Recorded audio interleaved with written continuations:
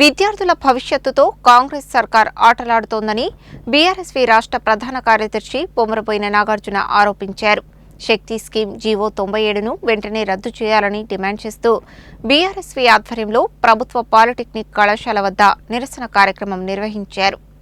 స్థానిక నల్గొండ జిల్లా కేంద్రంలోని ప్రభుత్వ పాలిటెక్నిక్ కళాశాల వద్ద ఇటీవలే కాంగ్రెస్ ప్రభుత్వం తీసుకొచ్చిన శక్తి స్కీమ్ జీవో 97ను వెంటనే రద్దు చేయాలని డిమాండ్ చేస్తూ బీఆర్ఎస్వీ ఆధ్వర్యంలో పెద్ద ఎత్తున విద్యార్థులతో కలిసి నిరసన వ్యక్తం చేశారు. ఈ సందర్భంగా బీఆర్ఎస్వీ రాష్ట్ర ప్రధాన కార్యదర్శి పొమరబోయిన నాగార్జున మాట్లాడుతూ స్వాతంత్ర్యం వచ్చిన నాటి నుండి నేటి వరకు ఏఐసిటి నిబంధనల ప్రకారం స్టేట్ బోర్డ్ ఆఫ్ టెక్నాలజీ కింద ప్రభుత్వ పాలిటెక్నిక్ కళాశాలలో కొనసాగుతున్న వ్యవస్థను స్కిల్ యూనివర్సిటీ ముసుగులో ప్రైవేటీకరణ చేసి బడాబాబులకు అప్పచెప్పడాన్ని తీవ్రంగా ఖండిస్తున్నామన్నారు. పాలిటెక్నిక్ కళాశాలలను ప్రైవేటీకరణం చేయడం అంటే నిరుపేద విద్యార్థులకు వృత్తి విద్యను దూరం చేయడమేనని ఆవేదన వ్యక్తం చేశారు. తక్షణమే ముఖ్యమంత్రి స్పందించి జీవో 97ను ఉపసంహరించుకుని ప్రభుత్వ కళాశాలలను కొనసాగించాలని డిమాండ్ చేశారు. లేని ఎడల బీఆర్ఎస్వీ ఆధ్వర్యంలో పెద్ద ఎత్తున ఆందోళన కార్యక్రమాలు చేపట్టి సీఎం కార్యాలయంను ముట్టడిస్తామని హెచ్చరించారు. ఈ కార్యక్రమంలో బీఆర్ఎస్వీ జిల్లా నాయకులు కారింగు శ్రీకాంత్ గౌడ్, బకరం నరేందర్, రమేష్, వెంకటేష్, ఆంజనేయులు, రాజ్ కుమార్, శివ, మురళి, సురేష్, నాగరాజు, రాజు తదితరులు పాల్గొన్నారు. తెలంగాణ రాష్ట్రంలో గౌరవ ముఖ్యమంత్రి రేవంత్ రెడ్డి కాంగ్రెస్ పార్టీ అధికారం నుంచి ప్రతి ఒక్క విద్యా సంస్థలందరినీ కూడా నిర్వహణ చేస్తూ గతంలో గురుకుల పాఠశాల నిర్వహణ చేశారు.